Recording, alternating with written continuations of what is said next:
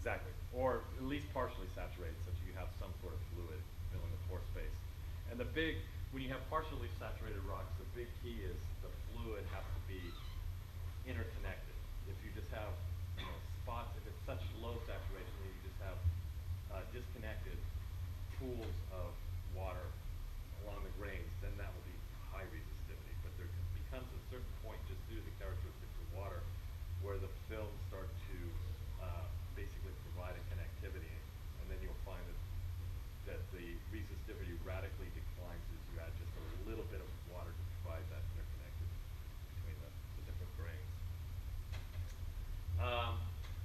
In terms of weathering processes and geologic processes that will change resistivity, clay alteration, that is weathering, or weathering, these two kind of go together because clay alteration really is in a lot of cases is a weathering technique, although there are some non-weathering processes that will create clays. These two will decrease the resistivity just because you're either adding clay to the matrix, which has this high surface conductivity, or you're increasing the pore space that the fluids can fill. Dissolution will also decrease resistivity due to the fact that basically once again, you're creating more pore space when you dissolve the rock. Faulting often decreases resistivity for two reasons. One is you are, once again, fracturing the rock, increasing the pore space. But then also, there's something that's often created called fault gouge, which is a kind of a process that creates clay along the faults. And so the addition of the clays will decrease the resistivity. Saltwater intrusion, well, you're replacing fresh water with few ions by salt water that has a lot of ions. So this will tend to decrease the resistivity significantly. Shearing is just another form of faulting where you're basically, even though it's not fracturing as much, you are generating fractures and pore space. And then on this side, you've got carbonate precipitation, silicification. Both of those are basically filling pore space, and so you're reducing the porosity, therefore the resistivity goes up. And the metamorphism kind of go either way. It can either decrease or increase the resistivity. Okay, so that's kind of the rock property part of this talk in terms of resistivity and what changes resistivities. Are there any questions at this point? Okay, so let's then jump to basic theory of the electrical resistivity method. So let's start at a very simplified case that we can't actually do in the field. We can approximate this, but we can't actually make this exact type of measurement. But the theory basically starts from this point. So let's assume that we've got a point source of current. So we've got a wire that is goes very deep in the earth, and it's insulated on this point, on most of this, so that no current can escape. And then down here, that's connected to some sort of chunk of metal, or maybe the wire has a bare end.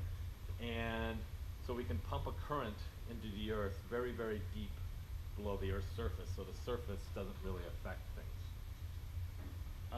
What we would find is that if we were able to go and measure the potential, okay, saying that the electric potential, not the potential difference, I'll get to that in a moment. If we can measure the electric potential at any point in space, and this is a nice uniform resistivity medium, we would find that the potential at a distance r away from this current source would be given by the resistivity times the current that we're pumping in divided by 4 pi over the distance away from that point that we're making the measurement. Okay. So we have basically a 1 over r expression in the potential. And you probably talked about gravitational potential when you're talking about the gravity method. And the idea that the potential is just the potential for the physics of the system to do work on a particle. In terms of gravity, the gravitational potential is the potential for an object to attract another object due to gravitational acceleration. And when we're talking about electric potential, what we're talking about is the potential for the system or the current to move a charge. okay? And that's the work that's being done, is you're moving a charge from this point to this point here. So anyways, the electric potential falls off as 1 over R, and if you look at it on a plotted in a graph form, you notice that we've got basically a singularity at the point of injection, okay, because we have a 1 over R, so 1 over 0 is infinity. But then it falls off kind of in this nice 1 over R fashion as you move away from the injection point. Okay, so let's talk about, that was if you were injecting current in a uniform hole space where there was no surfaces to, for the current and the potential to interact with. If we put the current on the surface over the Earth, notice now this expression changes to rho times I over 2 pi R. Does anybody have any idea why we decreased this part of the term from 4 pi R to 2 pi R?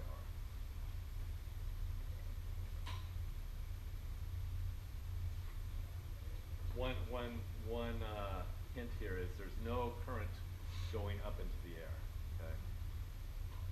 So basically you've halved the area that the current can pass through. So therefore, all that current has to go downward, so you have a doubling effect on the potential going downward into the earth. Does that make sense to everybody? So, what are our boundary conditions that we need to think about in terms of that will affect how our currents and our potentials behave? Well, the first one is, as the system is conservative, so as you go to infinity, or as you get further and further away from the system, the potential V is going to go to 0, okay? That tells us that we have a finite amount of energy being pumped into the system, okay?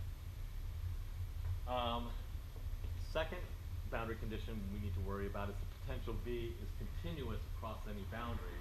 So you will have the same potential V here as you would up here, okay, as you go across that boundary. Now, this one, the tangential electric field is continuous across any boundary. Remember that the electric field that we talked about in the first few slides is simply the potential divided by the distance. So it's a potential difference divided by a distance over which you make a measurement. It has units of volts per meter. So what that's saying is the electric field, and it's a vector field. So the electric field pointing in this direction along the boundary, what this boundary condition is saying is the electric field in this direction just up in the air has the same value as the electric field just below the Earth's surface.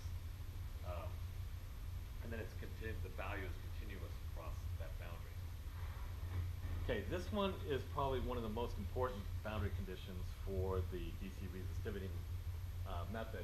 And that's saying that the normal current across a boundary is continuous, okay? So parallel to the boundary, it's the electric field that's continuous. Perpendicular to the boundary, it's the current that's continuous. And if you go back and you look at Ohm's law, what you'll see is that Ohm's law says that the current, I, is equal to the conductivity times the electric field, okay?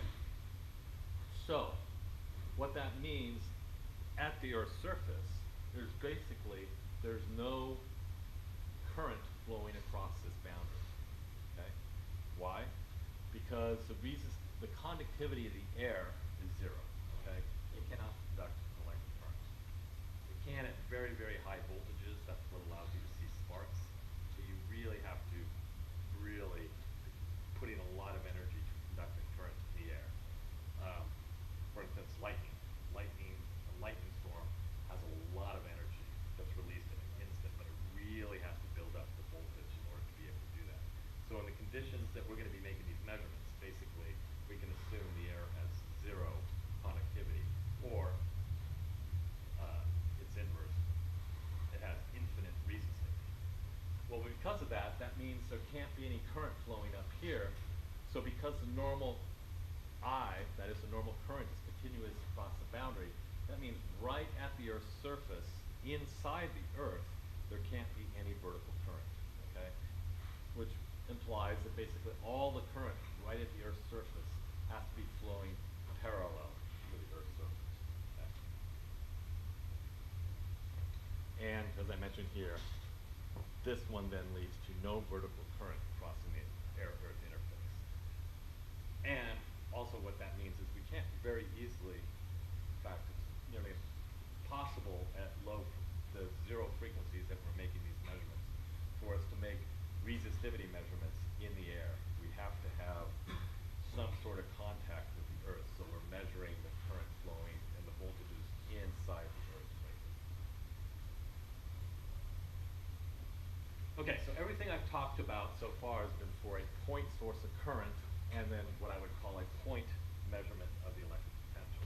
Because once again, remember, we're basically using Ohm's law here.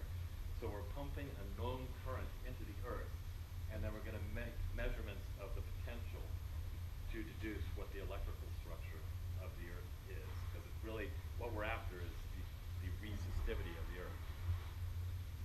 However, you can't, the physics doesn't allow you to have a single point source of current and a single measurement of the potential.